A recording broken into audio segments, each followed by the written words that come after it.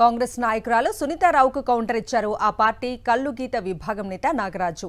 రెడ్డి గౌడ పేరు ఉన్న వాళ్ళకే కాంగ్రెస్లో పదవులు వస్తాయనటం సరికాదన్నారు. సునీతారావు చీకటి బాగోతం తమకు తెలుసన్నారు నాగరాజు.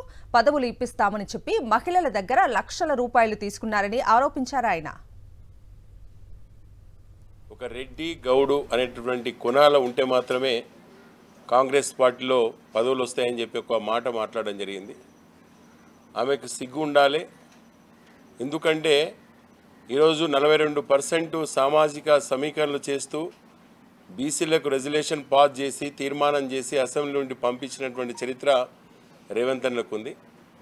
నువ్వు మాట్లాడుతున్న ప్రతి పదాన్ని కూడా ఎవరో ప్రతిపక్షం మాట్లాడినట్టు బయట పార్టీలు మాట్లాడినట్టు నువ్వు ఈ విధంగా మాట్లాడడం జరుగుతుంది.